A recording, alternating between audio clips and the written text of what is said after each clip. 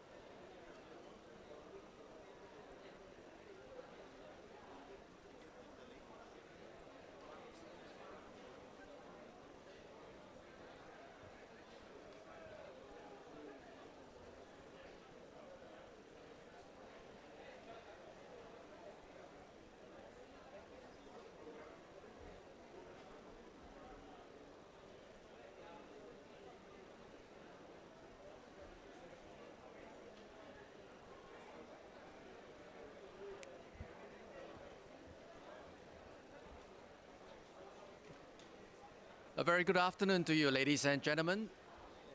Welcome to the session. Are global carbon markets ready to take off, and what does it mean for Africa? The event organized jointly with ZERO13, SECDEX of Seychelles, and also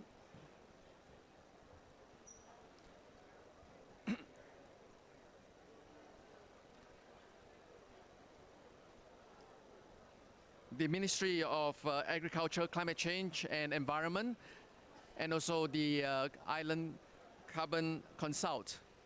Now, for this afternoon itself, we are joined by the panelists here, which I would hand over to the moderator, Mr. Yes, Hirander Misra, Chairman and CEO of SECDEX. While we have the session, do bear in mind that we are also going to present very shortly after the panel session itself on the introduction in terms of how we put the SECDEX installation within the Seychelles itself. And following that, there will also be a very short presentation on how the operations of SECDEX work in terms of its platform. So without further ado, please let me introduce you to our moderator, Mr. Hirander Misra, Chairman and CEO of SECDEX, and also the moderator for this afternoon. Thank you very much, ladies and gentlemen. There's a feedback. Good afternoon, everybody. Welcome to this panel on our global carbon markets ready to take off and what does it mean for Africa. It's great to have you all here, and we've got some great panelists here today, and it's also going out on live stream over the stream that the African Union, African Development Bank and other sponsors have put together. What we'll start with doing is get each of the panelists, starting with my immediate left, to introduce themselves and basically what area of carbon markets, carbon finance they're involved in. Then we'll dive into the discussion, which will be macro and then country specific with case studies as well. So over to Reina first. Thank you, Hirander. Thank you, Hirander. Can you hear me? Great. Good afternoon, everybody. My name is Reina Otsuka. I'm the digital lead for nature and climate at the United Nations Development Program, or UNDP. And the area that I'm working on in the carbon market is about digital systems. So we will go into more details, but we support countries on the digitalization of their NDCs and for their carbon markets. Great, thank you, Reina. Suresh, over to you. Thank you, Hirander. My name is Suresh Yadav, and I'm Senior Director for Trade, Ocean and Natural Resources in the Commonwealth Secretariat. I'm also lead on artificial intelligence and digital transformation. In the Commonwealth Secretariat, we are working around the forest carbon market and also the blue carbon as a part of our ongoing initiative with the various member countries. Can you hear me? Okay. Yes, yes. Yeah, my name is Juliana Bempah. I work with the Ghana Environmental Protection Agency and with the Carbon Market Office, where I support in both implementation of policy, regulatory, technical, and administrative procedures of Article 6.2. Thank you. Good afternoon, everybody. I'm Clifford Bastille, and I'm the policy analyst for climate change in the Seychelles. I basically oversee most of the climate change issues and the matters for the government of Seychelles, and I work together with all the stakeholders within the Seychelles to ensure that we have a smooth and proper climate change strategies for the country.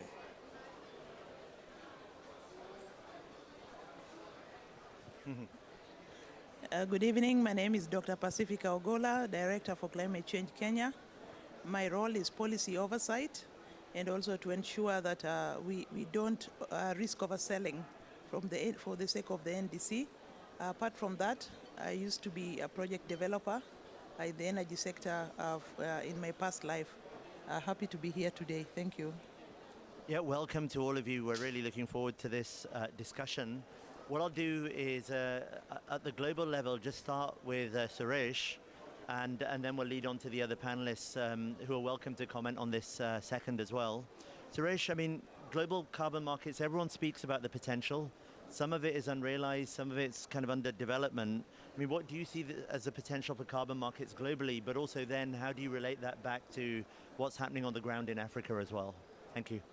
Thank you, Hirander, and I can say that this carbon market and the Article 6 is one of the most talked about things in this COP29, and I'm very happy to see that already there is a declaration of adoptions of the standard for the carbon market, which is likely to unfold very new thinking, new market, and new opportunities for all those countries. And there is one estimate which says that the global carbon market is around $1 trillion in 2023, roughly.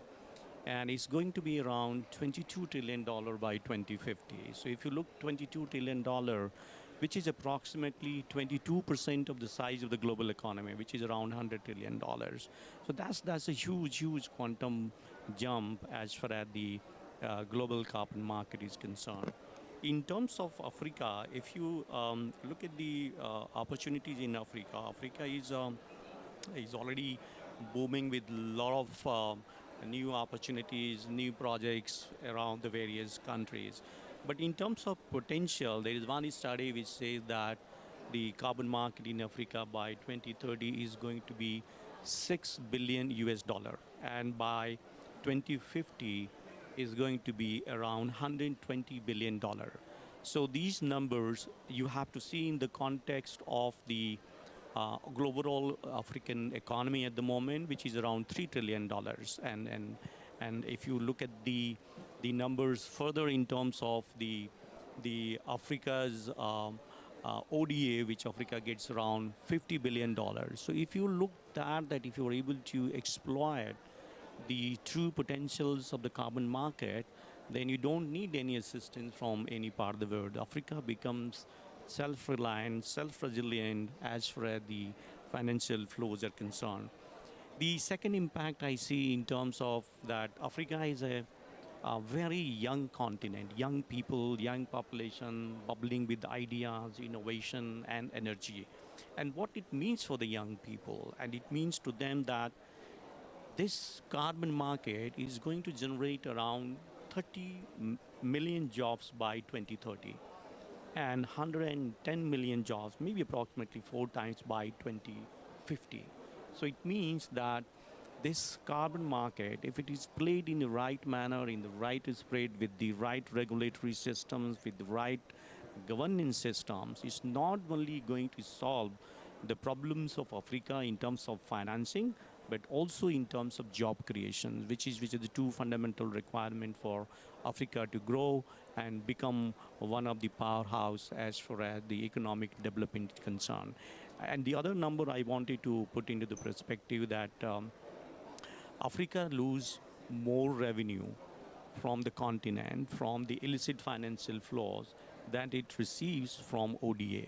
So if you look the whole figures together, look at the debt of the Africa, look at the ODA of the Africa, look at the carbon market potential of the Africa. So if this new source of revenue is generating in Africa, Africa doesn't need any external money to solve the local problems. And that's how I'm so excited that new standards, new technologies, particularly AI and the blockchains, are going to make the market, which has not functioned so far, to be really a vibrant and dynamic market for many of the countries who are looking for these new opportunities.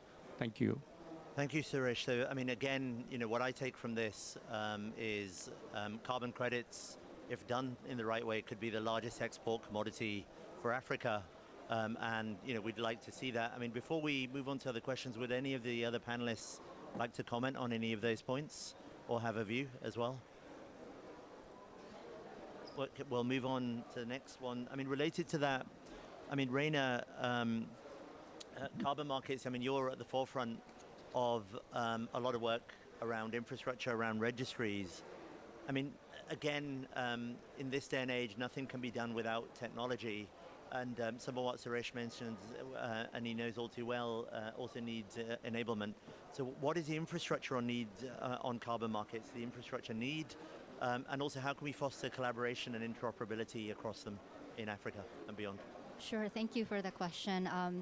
In terms of the digital infrastructure, UNDP has been working together with World Bank, UNFCCC, EBRD through something called the D4C working group. It's an informal working group, but the four of our organizations have been trying to create an end-to-end ecosystem of digital solutions for carbon markets. And there is a diagram if you're interested later on. But first of all, of course, you need the digital MRV.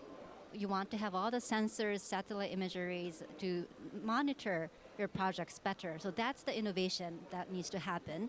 However, to get there, there are some infrastructure that needs to happen. And one of it is the digitalization of your NDCs. A lot of countries are now committed to submit their BTRs by the end of this year or next year. For these, we've been traditionally using Excels and consultants to gather a lot of these data. But if you think about it, the NDCs, if you can digitalize this into a system, you can start to analyze this data to identify which parts of your sectors actually can sell carbon credits. Right now, that is really disconnected from the carbon market discussion. So that digital transparency system is actually the foundation of this whole carbon market discussion. That's how we see it. And then, of course, the carbon registries. There are a lot of commercial carbon registries out there. One way is to use these. But as you know, all parties do need to have access to the carbon registries through Article 6. You could also choose to have national carbon registries. And so the carbon registries to, first of all, track what is happening in your country. This is one of the infrastructure that we are seeing a lot of countries are in need of and in demand. And then, of course, there's the other parts, such as the World Bank has launched something called a CAT Trust. It is a metadata layer so that you can start to exchange the data between different registries in different ways. And there are different solutions out there that can enable something like that, because the carbon registries, you need to be interoperable with each other if we really want to make this into a dynamic carbon market, which was just mentioned. So we see that these are the kind of the building blocks or the elements that are necessary for a vibrant carbon market to start at the global level. Yeah, so this is interesting. I mean, again, Juliana, with Ghana Carbon Registry, I mean, would you like to comment on, because we're going to switch to the country level with the three panelists, some of the great work that EPA has been doing, the establishment of Ghana Carbon Registry as well, and some of the more recent announcements, one you had with, let's say, ZERO13, but also you've done an immense amount of work on the IA side, the implementation agreements under 6.2. So it'd be great to hear from you and then from our other panelists as well. Okay, thank you very much for the opportunity. I think when it comes to Article 6 or carbon market engagement, Ghana has a lot of lessons to share, and we learned from the Kyoto Protocol wave when we couldn't really perform good as a country, and we didn't take opportunities that came with the Kyoto Protocol. And so when it came to Article 6, we decided to put in place the requisite infrastructure, the requisite systems in place to ensure that we take advantage of carbon market this time. So what we did initially was to come up with a Ghana carbon market framework, which serves as a blueprint for operationalization of carbon market in Ghana.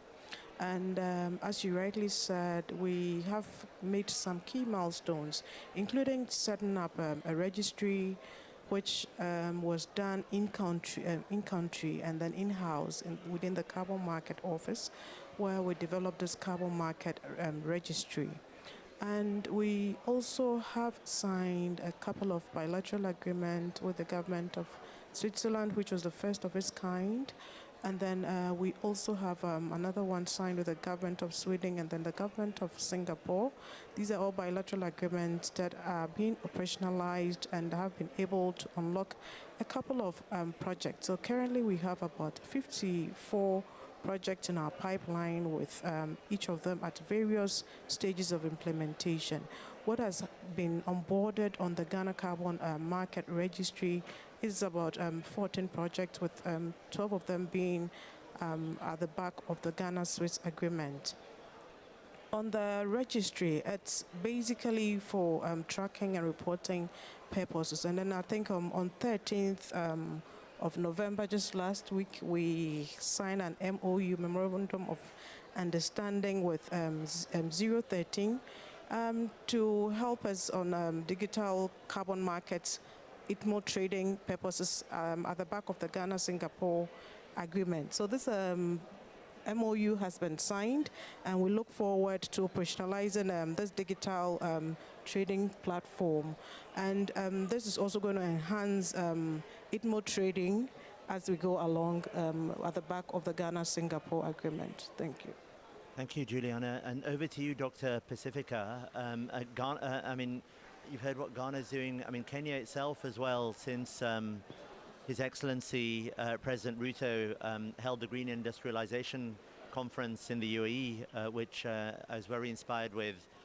Kenya has done an immense amount of work over the last 12 months, leading up to the work before it, establishing, policy level, at governmental level, national regulations. And also we're seeing now at the CMA level and other things, RFPs and other things out to develop the market. So it'd be interesting to hear from you and for the audience what Kenya is doing, what's potentially coming that you can speak about, because you're doing some great work there. Yeah, thank you very much, Hirander. Paris Agreement, unlike the Kyoto Protocol, has put a lot of pressure on us because during the Kyoto Protocol, we did not require registry, we did not require legal frameworks, we did not require all this reporting that is required of us under the Paris Agreement. And during the CDM era, I think Kenya was number 2 on the continent in terms of trading. The carbon market projects appetite is very high in Kenya. And with efforts to implement the Paris Agreement, what we have done, we have amended the climate law, which was passed in 2016 to incorporate elements of the carbon markets.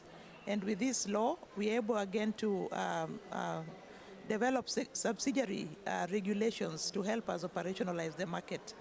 And to do that, we have developed the first subsidiary law, which is carbon markets regulations, to help the project developers go through the process of securing a carbon project in Kenya. And then the other regulation that we are currently working on, we're actually working on 3 subsidiary legislations in one go in order to help operationalize the market, is the regulations on registries, because we believe that we have to regulate the registries in order to have the high integrity and have the transparency level that we need in our carbon market frameworks. And the third regulation is on carbon markets trading, and the fourth one is on non-market approaches. So as we do all these things, we have also, within 1 year, established the Office of the DNA. We are now working on the guidelines and are trying to see how to unpack, to operationalize the governance structures. Yeah, to operationalize. Yeah, we can hear you. You can hear me? Okay, Yes. to operationalize the governance structures in the law. And I think with that, we've have a lot of partners working with us in Kenya. And I think what is really interesting is that the level of capacity that is needed to operationalize this market cannot be met within the African population. I think we need a lot of capacity building. We need to learn from those who have already done this ahead of us. We are working on a registry, but for us, the registry in the early phases, we hope that it will be simpler enough for our teams to be able to manage it. And we also think that in terms of safeguards, we still have a lot of work to do to make sure that we have a sustainable development mechanisms and tools, and identify verifiers and identify all the value chain that is required in a carbon market space. So we are open to partnering with countries that have already advanced. A lot of countries are also coming to Kenya to learn from us because of the way our law has been written. We believe it's good enough for now, but in future, should we learn on the go, should we realize that we need to adjust the law, we will adjust the law. But where we are now, I think the market is ready to, and I think probably we are among the few who have a law on the continent. Thank you. No, it's great. So, I mean, it's a good point. I mean, we're seeing with all the discussions going on here around Article 6, it's very much a process, not an event. So it's good to see things will evolve, but it's an iterative process is my takeaway from this. Now, last but not least, for the first set of questions, Clifford, over to you from Seychelles, who's obviously the co-host for this particular panel. I see that Seychelles itself, I mean, recently it's come out with a blue carbon policy as well. It's some great work with the Commonwealth in supporting that as well, and the Commonwealth representative on the ground, which shows collaboration, with multilateral institutions and at country level. It'd be great for the audience to know, because there's a lot happening in the blue carbon space now, some of the work that you're doing on the ground and what Seychelles is looking at more generally with regards to carbon markets and carbon finance. Thank you. Thank you for this opportunity. Seychelles at the moment is like very eager to jump into the blue carbon market, but we're very cautious as well. So we've had some experience with a debt for nature swap. So that has taught us quite a lot. So then we are taking it very carefully. What we started with is we started with research and development.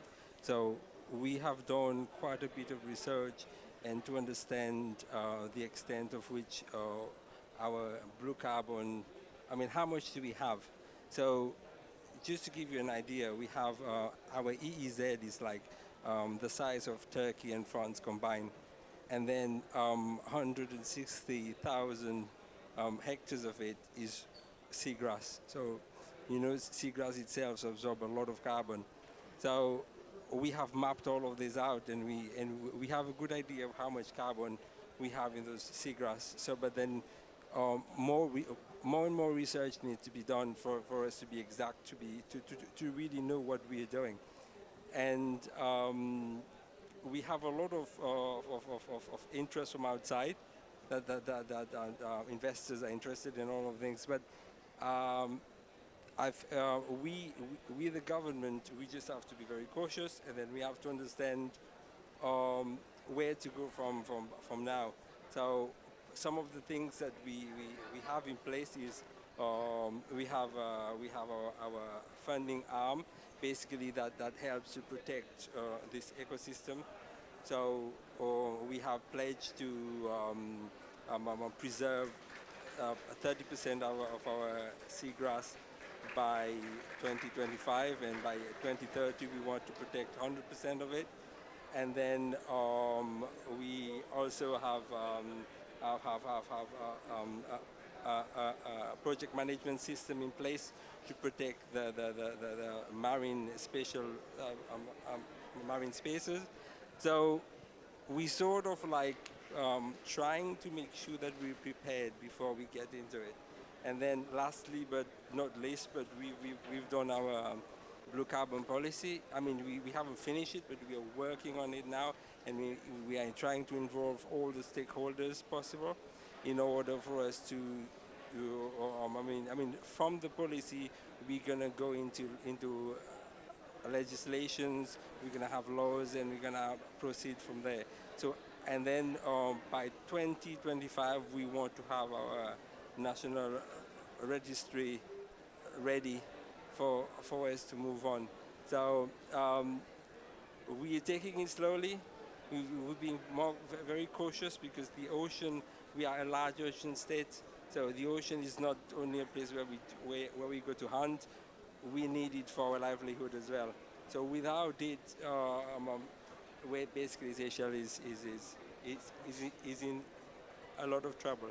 So we're just saying we're taking it slowly and we're very cautious. Thank you, Clifford. I mean, some useful numbers there from on the ground, and a lot of what you're doing applies to many other island nations. A two-part model, a two-part question, one for Suresh and then back to Reina as well. Obviously, I mentioned the Commonwealth link there, Suresh.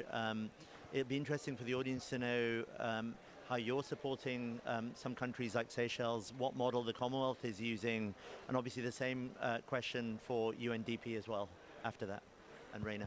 Thank you, Hirander, for this question. And you already mentioned one of the examples of the Seychelles where we have the climate finance advisors embedded into the Ministry of Environment, supporting the countries in terms of developing the projects, both the carbon-related and the other related projects for mobilizing and augmenting the climate finance for the member countries.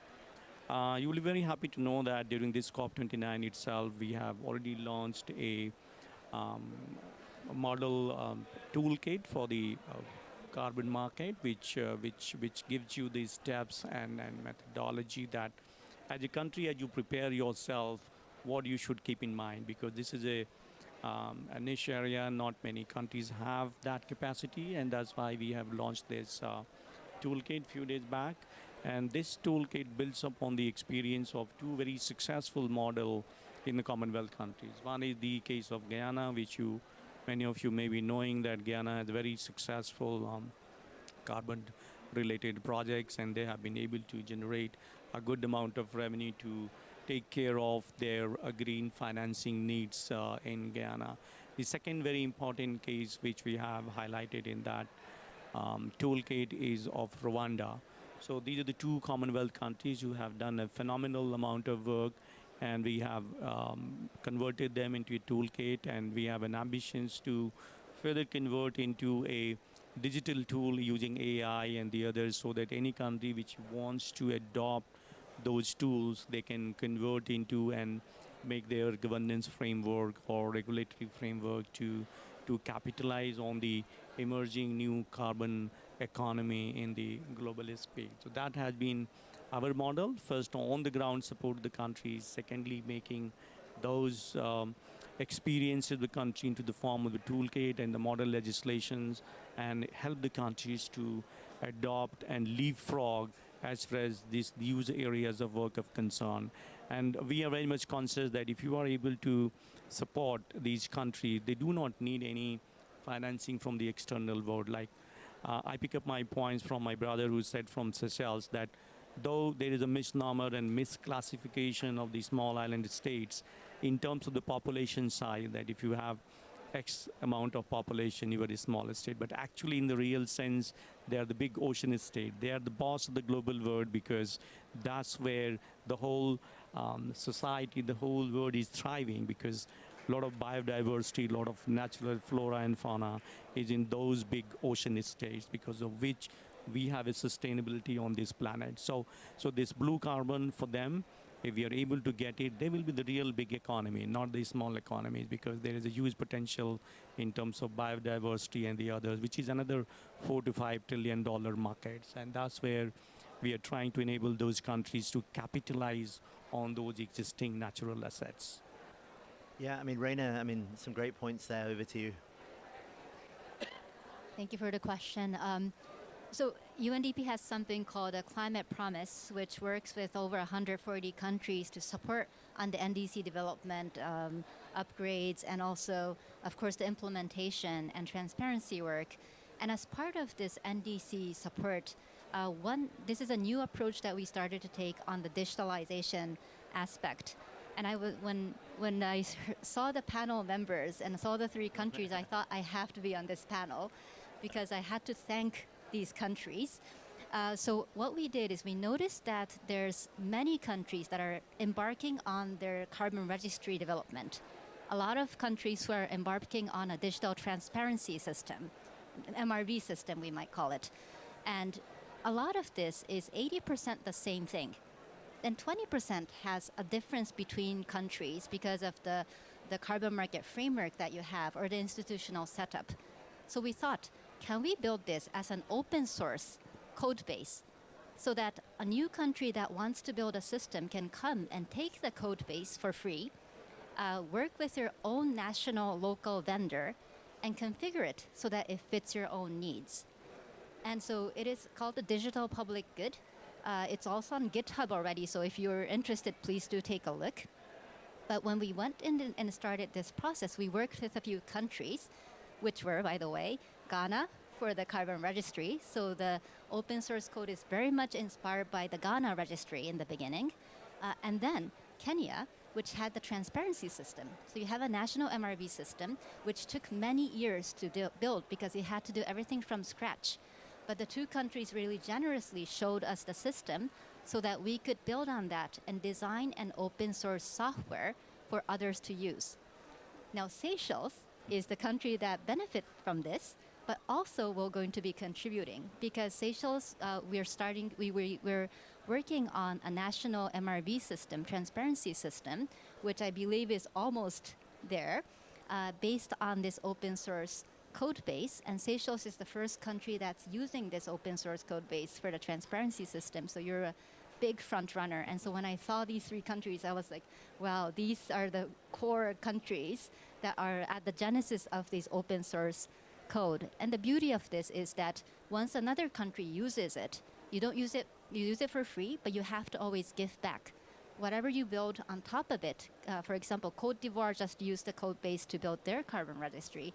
They had a few innovations that happened, such as a geospatial representation of the projects. So they added this geospatial function, and that will also contribute back to this open source code, so that the next country that comes, or the countries like Ghana who were the first contributors, can also benefit back from these new contributions. So we see that this is a new way of self-cooperation in the digital age.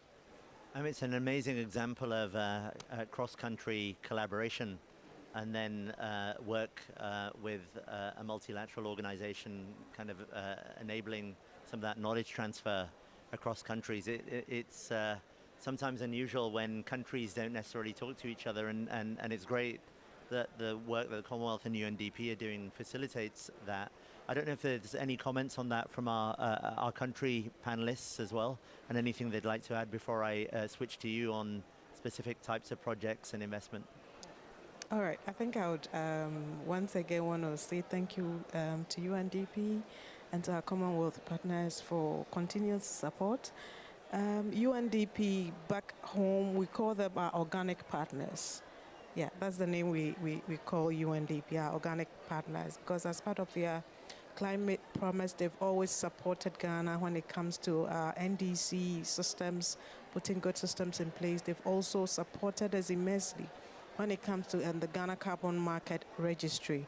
Of course, it's an open source where we ensured that we always collaborated with them and ensured the right systems are put in place. And currently, we have a very robust registry in place that we are currently using. So thanks once again to UNDP. Yeah, over to you, Dr. Pacifica. Yes, thank you very much, UNDP, for your support, your continued support. And for Kenya, the carbon market registry is different from the MRV registry.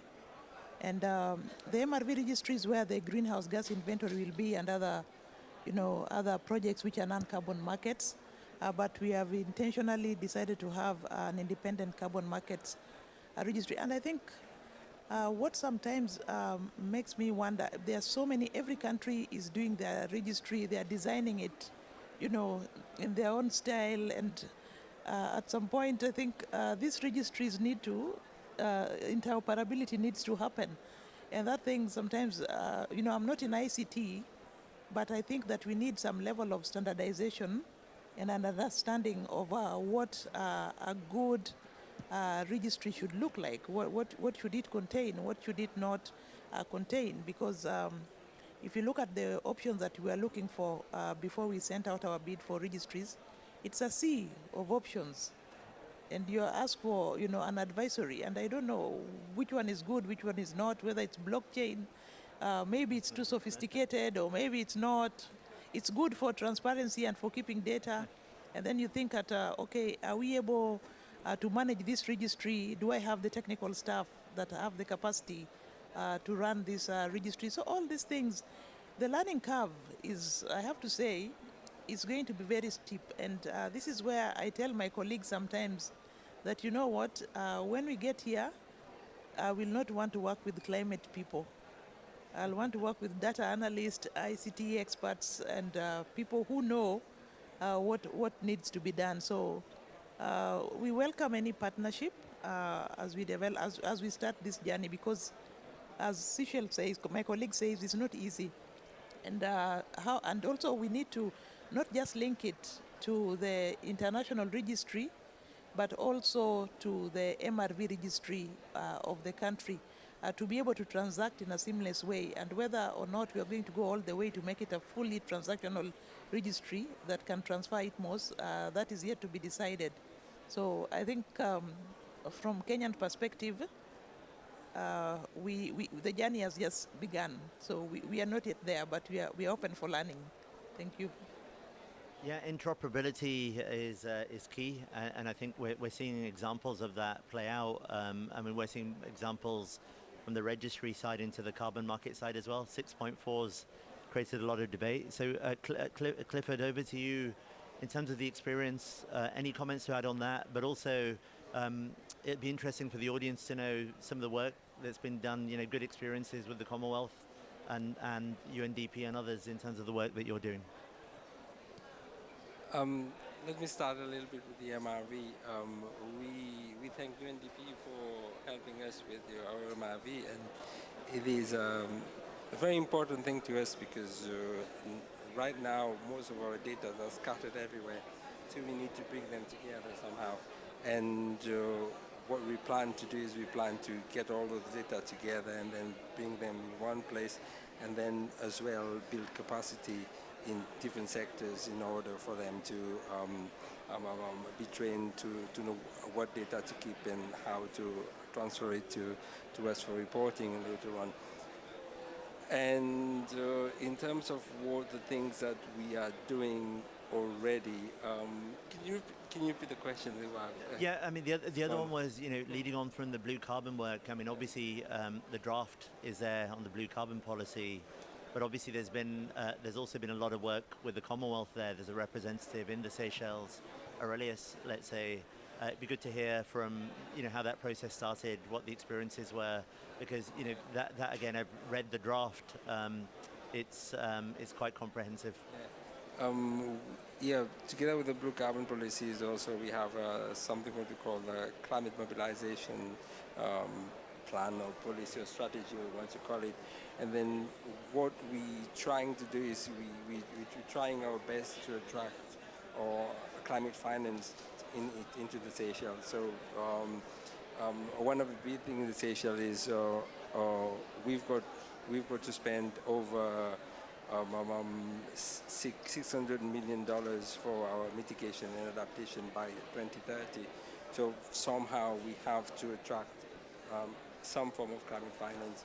So the Commonwealth is helping us to map out the best way for us to attract climate finance. And Aurelius, my colleague and Commonwealth, he's doing a really good job by doing that. And we work, MACE, which is the Ministry of Agriculture, Climate Change and Environment, is working together with finance, and we have some form of like a working group where we work together to find out the best way to go about to get those climate finance. But then the most important thing is we have to prioritize the project. Yeah. And then once we prioritize it, then we sort of like make sure that the finance are linked to it as quick as possible. And then there's other things going on. There are other policies that we're making. So the national development is also making their own plan in order for us to develop the island in a sustainable manner. And then as well also, in terms of the carbon policy and all that, we're doing some more policies like the wetland policy, for example. That also is bringing in more regulation in a way, in order for us to make things more robust and more tight. Great, and great points there. And Suresh, over to you. You wanted to add? Yeah. Thank you.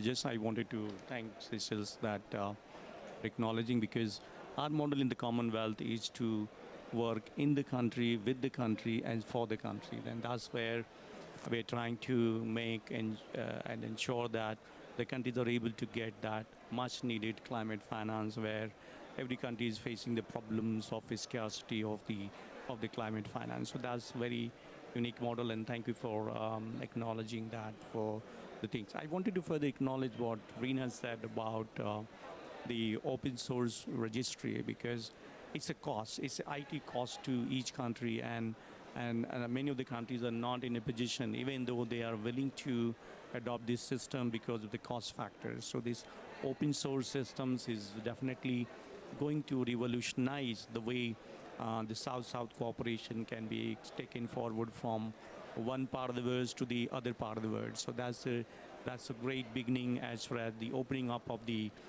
carbon market in the global scenario is concerned. But at the same time, I just wanted to flag another thing that now technology has developed much beyond our expectations. If you look today, there are around 1,200 satellites, low orbit satellites, scanning around the planet and trying to scan each and every part of the Mother Earth. And the capacity is so much that from the satellite you can measure the carbon storage in each tree, so you know that how much is the carbon storage in each tree, and that can enable you in your digital MRV. One of the factor which is the verification measurement, which has been hindering the carbon market. The new technology open up the new possibilities. But the only question is who's going to pay for that money for that technology, because not many countries can afford that technology. And that's where the global cooperation and creating a public good platform like a global registry. You don't have to worry. You have a project, you have a thing, just go and upload, and you are open to the global market. So that's the scenario where probably many countries can get the benefit from this new emerging economy. Good points. I mean, two things there. I mean, there were great points on the global financing gap as well, because whether you look to the World Economic Forum, the World Bank, there's a multi-trillion-dollar annual financing gap. The FDB, who are here, proudly sponsoring this, recently said around the middle of the year that the gap for Africa is 2.46 billion a year, but I think it's much more than that as well, because there's a huge number of projects just in blue carbon alone. So I think we want to see that financing come in. Again, from a Kenya or Ghana perspective, it's interesting. We come across similar projects like land use restoration into agroforestry into cook stoves. I don't know, Juliana or Dr. Pacifica, if there's any comments on that, what you're seeing. I mean, the country's very much open for investment, but what do you see as some of those channels? And then I'd like to then lead on to back to Reina, because some of the points around technology enabling that and enabling the market are really important. Yeah, thank you very much. There's a lot of interest in land-based sector, in forestry, agriculture, and also in clean cooking. But what we are seeing with the change in methodology in clean cooking, we expect the technologies in clean cooking to go down in terms of carbon markets. And then again, when I look at carbon markets, I think about the NDC, because if we sell out the easy technologies, then we'll be left with the hard technologies to meet our NDC target.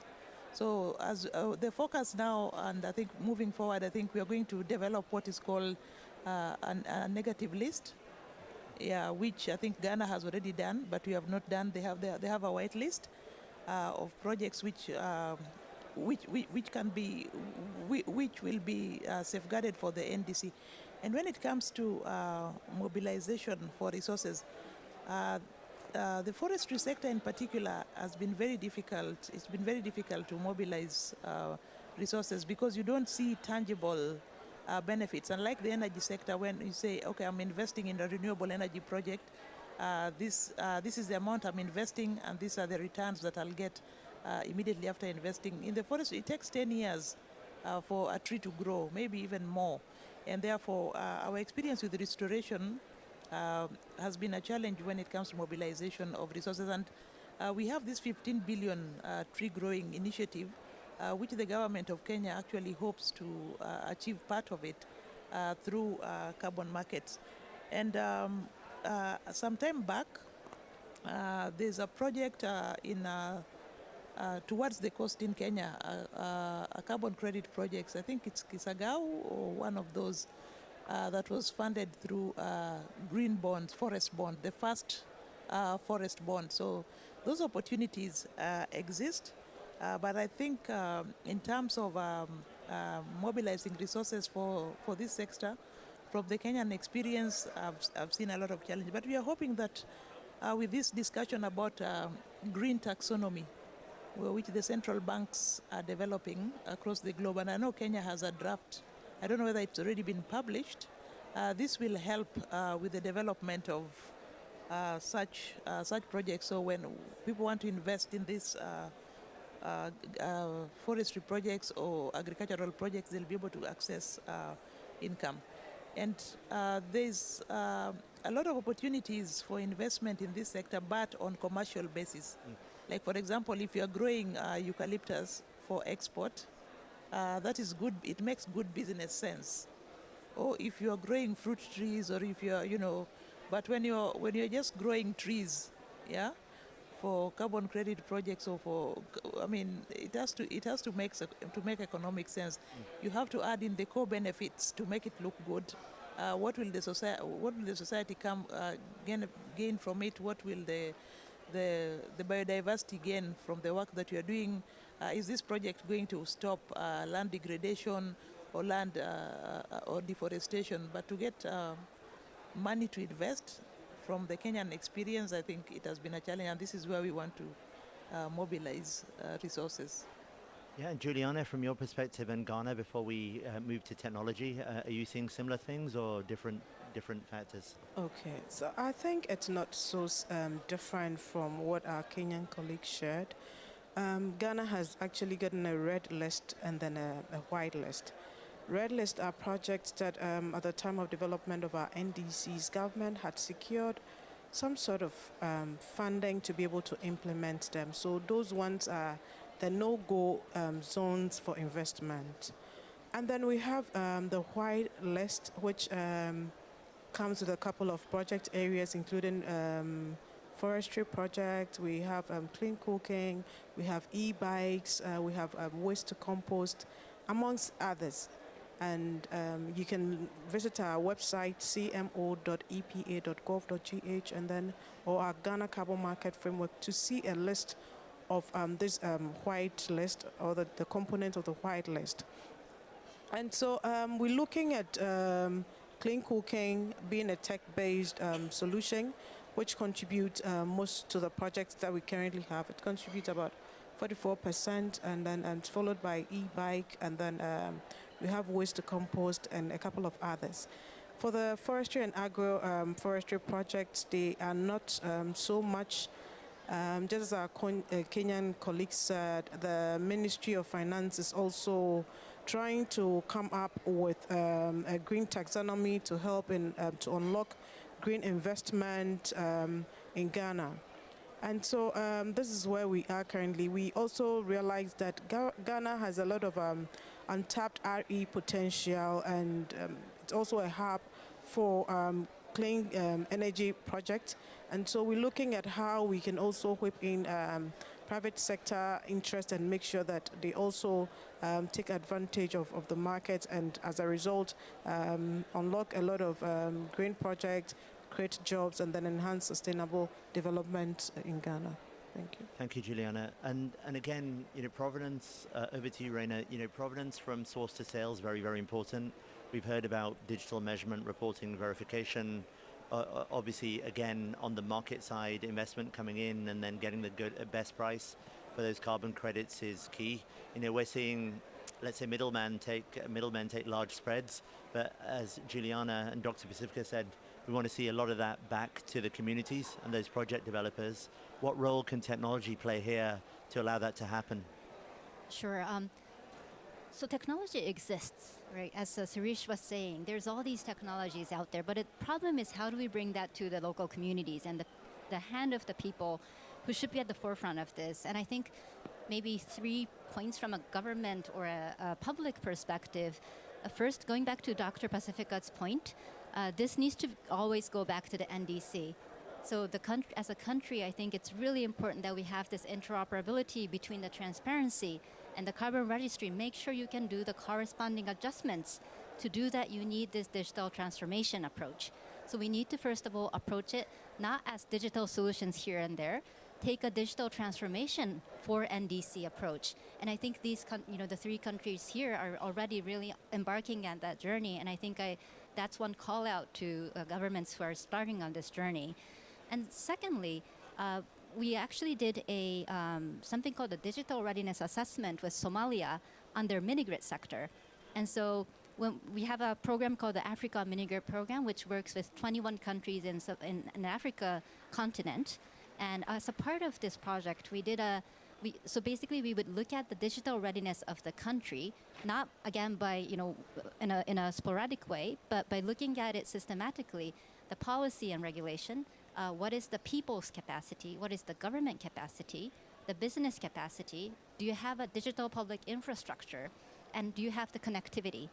And by approaching it in this kind of policy way, you can start to identify what are the entry points for digitalizing this, the mini-grid sector in a more holistic way. So again, taking this kind of whole of society, whole of government approach is very important as a second point. And finally, I do think I'm a really big believer of local innovation, and that's where I think Commonwealth and Secretariat, I'd love to work more with you. I was in Rwanda for 3 years before moving to this current post headquarters, and used to do a lot of these hackathons, and we worked with a meteorology agency on climate information hackathons. And I was surprised at all of the engineers and students who were in Rwanda from these different local communities, and even farmers who came to be a part of these kind of hackathons to create their own solutions. So I think as much as there's technology out there that we can use, I really would like to advocate that we work with these local communities to create solutions that come from these communities, instead of just trying to impose, new glitzy technologies from elsewhere. So I think, these are the 3 points, really taking it back to the NDC, digital transformation of the NDCs, taking a whole of society approach, and then really building on the power of the local innovation ecosystem. Yeah, no, great points. I think education, training, development, we're seeing is key. I think, again, Suresh and I speak about this often. Suresh, 2 things. One, a comment on that, and the other one is, obviously in your in your area, you're overseeing AI as well through the Commonwealth. I went to a great event in New York for Climate Week, which you hosted, and there are about 15 different innovative firms and technologies there, and you're bringing them all together too. So it'll be great to hear what you're doing on the technology side as well. So thank you, Rina, and thank you, Hirander, for this question. Let me say that the whole climate debate and discussion have been centered around two pieces of the things. One is that you have to act to the save of the planet, which is all right, which is fantastic. And the second is to act on this. How do you get the money, and who does pay that money? So these are the two very dominating discussions in all the climate discussions, negotiations, planning, and budgeting. But what has been the missing piece is the digitalization. How do you put the entire ecosystem in a way that you as a country, you as a society, you as a international organizations or the global body can take a very holistic picture. So that is the missing piece of that element. So that's why whatever investment is being done by the countries themselves or by the international organizations, there is no way of leveraging that money to raise more money. That if there is $100 billion investment, how do you convert that $300 billion into another $300-400 billion, which goes back into the climate financing? And that's where technology allows you, that if you're able to measure, if you're able to make a public-private partnership at the global level where all the players are there, like a stock market. If I have to buy a Amazon stock today, I can buy it from the US, I can buy from India, I can buy from UK. Can we have that kind of a market so that there is a price discovery using the technologies, people can buy, people can invest, and it becomes a part of overall money flowing into the climate finance. The other point I'll pick up from what Hirander said, that we have been making Commonwealth Artificial Intelligence Consortium. It's a very cooperative approach that we have 10 countries who are member of this consortium as a champion. All are member, but 10 are the champion countries. We have all the big tech firms working with us. We have the startup academic institutions and a lot of volunteers who work with us and support. And AI is one of the, AI for sustainability is one of the key themes which we are trying to work around that. Empowering the countries to be able to understand the technology and use those technology in solving some of the domestic challenges in a local way rather than always looking for a global solution. One picture I just thought to share with you, because we are working with a lot of space agency, and in a space agencies leaders forum, our Secretary General launched a common space program where we are trying to bring all these space technologies together to see that how they can be front runner in solving the climate related issues. And there I can tell you one particular way to look at it, that if you get this measurement right from the satellites, you are unfolding another $3.7 trillion in the cumulative market by 2030. The market around that observation is around 300 billion, which is going to be around 800 billion by 2030. But the cumulative from now till 2030 is around $3.7 trillion. So using this satellite data itself, using the artificial intelligence itself, we are going to unlock a huge new market from these space observations. A new technology has further come that earlier you have to take the space data, send it to the Earth, process this data, and make a sense. So even though there was plenty of trillions and terabytes of data available, but it was very difficult to make a sense out of those data. So it has given rise to a new market economy around the data. But now there's the latest satellite data planning, moving around in the orbit, where you have the supercomputers on board. So you are able to get no need to get you the data on the planet, on the Earth itself, but you can get the results from the satellite directly on your mobile phone or your desktop. So that's the level of technology. But as I said in the beginning, how do you access this technology? Because no private sector which is owning this satellite data or information is going to do that. So who pays for that money? And that's where all those people who are talking about the money financing development institutions, there is a need for a truly public-private sector global platforms that where the businesses who have invested into these technology, they get a return. And the countries who needs these kind of technology, they use it to generate more revenue. So that it becomes a kind of a virtuous cycle rather than every country, every society operating in silos. Yeah. And even though there is investment, but there is no global return. So if you want a global return for the planet, we have to adopt a global approach and global solution using the technology which can take care of the silos and the fragmentation which exist at the moment in the market. And that's interesting. I mean, the common theme here is collaboration, not reinventing the wheel, but sort of leveraging what everyone else has utilized to try and do that, which also means less financing on the technology. Whereas the typical Western approach previously has always been about let's build our own walled gardens. But it's good to see across Africa that's coming together.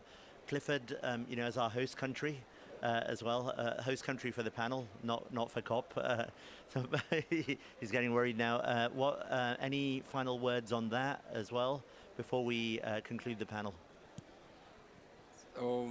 What I want to say is when it comes to climate change, there's a lot of simple things we can do in order to make things work together. So one of the things that my colleague is talking about is the collaborations. We need to collaborate because when we're talking about climate change, we're not talking only about the environment, we're talking about the people, we're talking about money. So without the people and money, nothing will go around.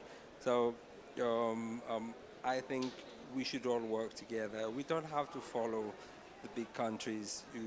We have our own intelligence. Let's work together and make it work. That's it. I mean, they're perfect remarks. I don't need to say any more than that. I mean, this has been a great discussion. Please, Dr. Pacifica, over to you. Yes, I think before you close, I just want to react to Suresh's comment. Those are very good ideas, but I think we need to think about how to close the digital divide between Africa and the rest of the world, because the reality on the ground in Africa is quite different. So, but we need not to... But I also want to emphasize that we need to pave way for a safe, efficient, and interoperable carbon market infrastructure that is secure, that can be used for transaction. I mean, we need to find that middle, strike that balance. But as we talk about those big technologies, we have to also work towards closing the digital divide between Africa and the rest of the world. Thank you. I mean, it's a very good point because we're seeing, obviously 6.4 talks about a global market, but we're also seeing the need for local markets, regional markets, let's say even if it's then the African Union's comments this week about a Pan-African market. So I think all three have to work effectively because the investment, the projects, the buyers and sellers are very distributed. After we thank the panel, just in case some of you would like to stay back as well, there'll be some aspects of a case study for Seychelles on that, bridging the digital divide, and also a demo of what's happening in Seychelles, private sector driven rather than government. So feel free to say to that for that. But before then, join me in thanking the panel. They've been fantastic. I've really enjoyed it as well. Give them a round of applause. And I'll thank the panel and then we'll resume, and Errol Renault will come up from Island Carbon Consults.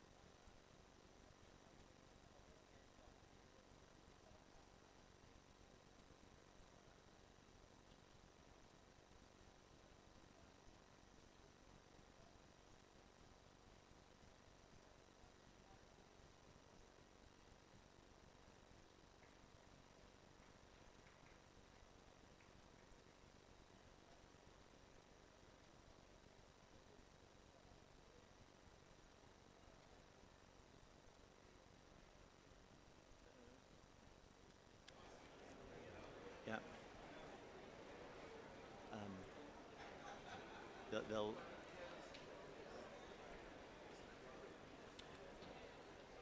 So now, I mean, we spoke about some of the digital approaches, interoperability and the like. We're just going to take you through an approach that's being deployed in Seychelles by SECDEX and ZERO13 on the infrastructure side, which was mentioned by Juliana as well from the Ghana perspective. And just outline why, I mean, everyone talks about the digital approach, but why is that different to, let's say, the centralized exchange model versus the decentralized one that can work as a holistic whole, given, you know, as recently in New York for Climate Week, and a number of organizations were saying, well, the market's decentralized, so how do we knit that together, not only from an Africa perspective, but also a global one? You know, if you look at the digital approach here, I mean, everyone speaks about blockchain, but there are many blockchains. And then on the traditional side, there are many application program interfaces. So the thing is, everyone speaks about blockchain as one ubiquitous technology, but actually we need to interoperate across blockchains. I mean, interoperability is a word we heard from across the panel, but also you cannot really ignore traditional systems which have a lot of data and aren't going away. So think about it as Web 2 and Web 3 coming together. And I think the same thing applies for carbon market infrastructure. I mean, some of these things, I mean, we can share these slides. Again, if you kind of email kind of info@zero-13.net or 013.net, or you can come and see me after this panel. But there's a number of traditional approaches. We're seeing this on internationally transferred mitigation outcomes under 6.2 as well, where we mentioned spreadsheets here, Raina did, but a lot of the activity is paper-based legal agreements, WhatsApp, and Excel, where some of the trading activity being conducted is using those means. I think in this day and age, the way of doing that is unacceptable because, all right, you might be able to do that on one project with one implementation agreement, but what about when you have 50 implementation agreements and 50 projects for each implementation agreement? And equally, one country will have multiple implementation agreements, so it becomes like a spaghetti. So the only approach that's viable for that, as Mr. Yadav said, Raina said, other panelists said, is a digital approach, but also bringing together these ecosystems, because digital measurement and reporting upstream has to join up with the middle layer that interconnects different registries, different markets, and then has to then interconnect with whether it's an auction being run or whether it's a bilateral arrangement on the IPMO side as well. You know, some of these approaches, again, we delve into further. There's a centralized exchange model, but on the voluntary carbon market side, we're seeing that not really work. Certain exchanges have come and gone. Countries all want to establish their own voluntary markets, but if you look at, let's say, Ghana and Kenya, they're primarily on the supply side, whereas certain other countries like the UAE or Saudi will be on the demand side because of the oil companies, or other countries like Singapore because of the investor side. So the thing is, the liquidity isn't centralized. The supply and the demand is fragmented, as we mentioned, plus the financing might be in centers like Singapore or from London or New York. And the projects, again, for the financing are in these countries that we spoke about. So I think the only way you can address that is, you know, what technology can fragment, it can knit together. So a fragmented approach becomes a holistic approach through both collaboration across knowledge sharing, but also using the technology to interconnect, because there's no reason why a buyer, at the moment, what happens is if you try and buy carbon credits and you're doing this, let's say, negotiating over the counter, I have to register in every single registry as a buyer. But tomorrow there should be a case, much like Suresh mentioned on the security side, where I might be a buyer registered in the Kenyan registry, but I should be able to buy credits from a seller in the Ghanaian registry and transfer those credits across registry. And the technology exists today. At the moment, it's great that there's development with registries, but we want to see these registries both at national level and cross-country in Africa, but also with the international registries talk to each other. I think that can be a reality using the technology we have today. And then if we look now, I mean, effectively, as we saw from the panel, you know, automation can deliver massive efficiencies. It delivers source-to-sale transparency. And that immutability also ensures that the governance structure is there. And all of that with the data that let's say we spoke about with Clifford can be in a smart contract that can be seen by buyers. Everyone talks about insurance wraps, but actually that whole process from source to sale is transparent, and the buyers can buy with confidence or invest into those forward contracts with confidence that the credits are going to be delivered. Now, with this, again, we've got that virtuous cycle that Suresh spoke about, where the carbon registries, the trading, clearing and settlement, and then the distribution between countries can all come together. And that isn't just one set of technologies, where this case studies by SECDEX and ZERO13, but as Raina said, it's an interconnection between different ecosystems. For example, what UNDP is doing at country level can be driven into what we're doing at a more commercial level, can be driven into what Suresh is doing with the various companies at the level of AI and the technologies that he's bringing together. And we're already beginning to see that collaboration. It's a lot easier to deploy that in Africa because there's no legacy issues, or there's less legacy issues. So actually, I really think from an African perspective, we can take the lead on this and really drive this, and it becomes a global case study as well. On that note, I'd just like to switch at this moment. We heard a lot about blue carbon at a high level, but again, Errol, who's running Island Carbon Consult and is a co-host for this, will talk about what's actually happening in a little bit more detail on the ground, and then we'll address some questions if there are any just in the final 5 to 10 minutes of this as well. So thank you. Over to you, Errol.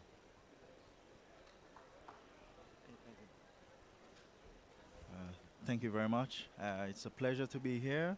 It's our second event. We were here last year in the COP28, and this year we're doing the second event with the same partners, ZERO13, but now we're working more over 1 year.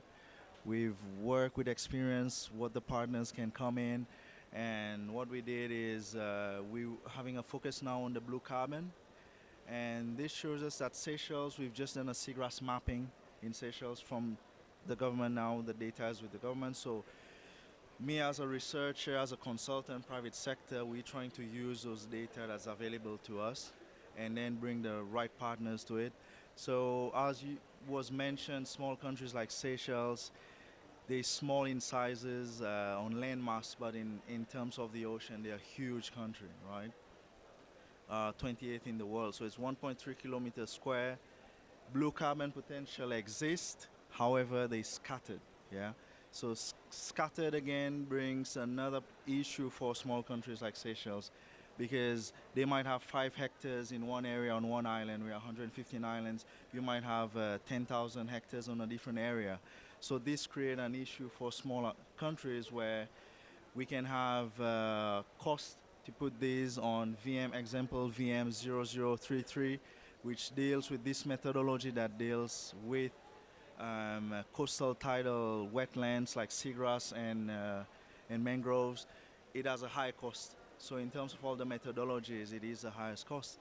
So then how do we bring all of these together? Small countries like us, it will be impossible. High quality blue carbon, but we cannot generate revenue from it, right? So for countries like Seychelles, digital MRV was mentioned, technology will be the key. So that's why we have to partners with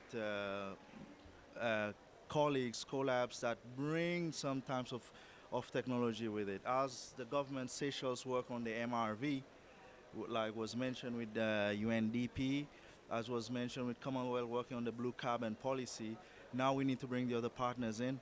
And one thing we're doing, we see maybe here, Island Carbon Consult, we see ZERO13, but we also have other members at the back. Some members are, we have the professors, the university researchers who's working on the methodology, they're looking at that. We have the GIS, local GIS capacity. We have companies working on geospatial data, looking at the satellite data, how we can incorporate, like Suresh was mentioning. So the only way for us to work on this is to bring all of them together. And I believe private sector is the one sector that can bring this together. We can have meetings across UK time, Singapore time, Seychelles time, and we can go for hours and just how to put projects together. So one thing is good. We thank the government of Seychelles because they are doing their part, which is great. And for inviting us to come here is good because now we're showing the possibilities of blue carbon, which we find is a high potential. And we're hoping Seychelles kickstart that for Africa. If we can start from Seychelles, we have everything, as you can see. Everything is here for us to set. We have the partners ready, even the multilateral, bilateral partners, and we can bring the revenue sharing. That's what's important. And for a country like Seychelles, in terms of blue carbon, is conservation first, yeah? So even though we need to focus on conservation, then we're getting the data, which is what we're doing right now. We have the data, and now we can use that revenue sharing generation models, which is carbon market is one set of the climate finance of a country. So this will be good that this component can be accelerated, and hopefully in COP 30, we're showing the projects. That's what we want. Thank you very much. Thank you, Errol.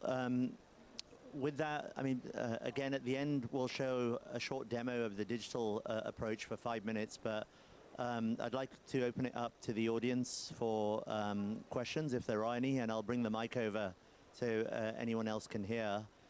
Do we have any questions before we switch to the short demo as well? Lincoln, do you have a question?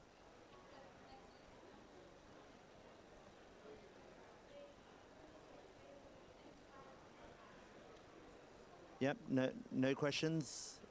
It's all clear. You see, Errol. So what we'll do, I mean, we'll leave you with an audio demo for 5 minutes. This one is a shorter version, so it doesn't show the UNDP registry running, although we have that as well, so feel free to email us. But it shows the approach from the credits being digitized all the way through end-to-end to a trade happening on certain types of credits, given the Ghana announcement earlier this week. And we'll just switch to the video as well. Thank you.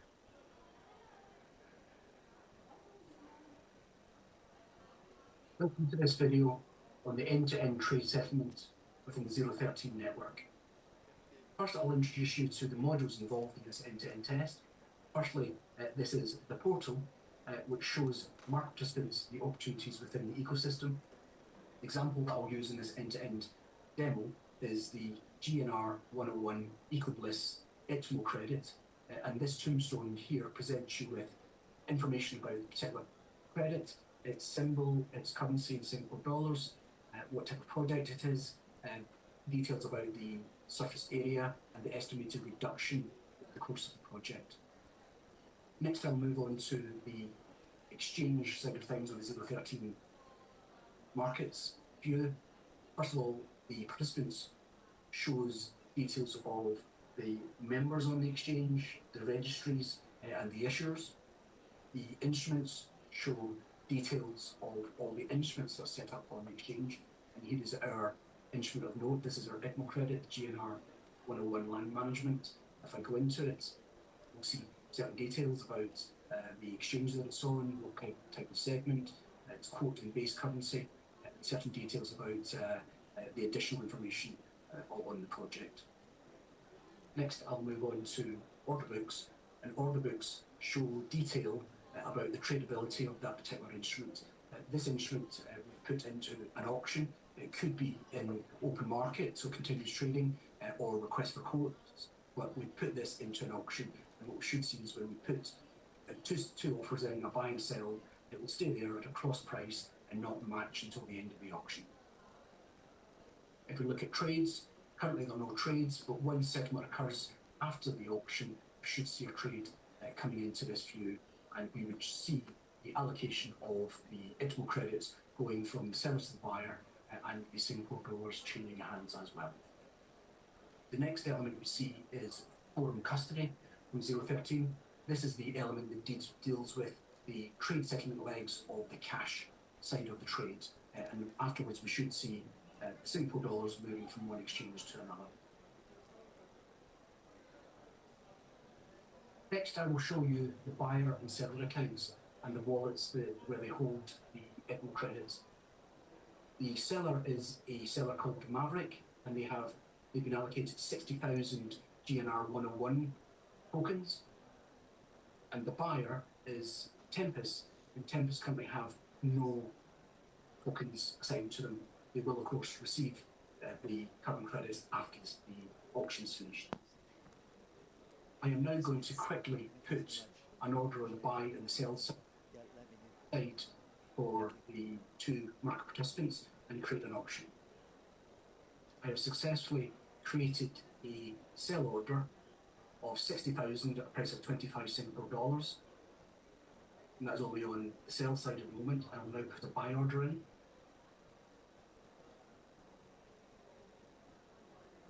So the buy order has been put in, and we can see that we can now have close book buyer and seller at the same level. This auction will remain at this level until the end of the auction, but I will quickly move this on in advance so that we can create settlement before the end of the day. The closing auction has resulted in a trade between Maverick and Tempest, together with a cleared book. And if we look in the trade blotter on the exchange, we see that that trade is now been noted on the exchange. This trade has now been sent to our middleware called Multi-Hub. And Multi-Hub receives the trade, and then when settlement occurs, we'll allocate the trade legs to the wallet manager for the tokens and foreign custody with the fiat element. We can see that the last settlement occurred some 3 years ago, but I'll now push the exchange through early to the settlement cycle, and we will force this settlement now. If we now refresh this page, you can see that a settlement has been generated. If we look at the settlement at 11:11, we can see that 60,000 GNR 101s have been completed on the multi-hub. Also, the 1.5 million SGD, the 25 SGD at 60,000 quantity has been settled. Similarly, if we swap to foreign custody, we can see that 11:11 there was a change of Singapore dollars between the buyer and the seller accounts.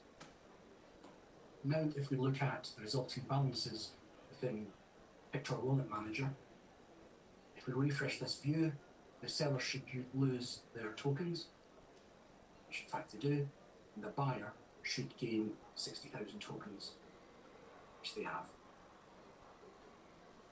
That concludes this end-to-end video. Thank you for watching.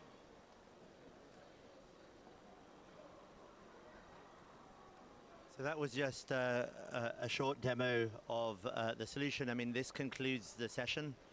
Errol and I are around if there are any other questions. Feel free to contact us as well. And otherwise, there's the requisite websites as well. And this has gone out and also will be on YouTube as well. Thank you all for attending. At this stage, we now conclude the session. Thank you.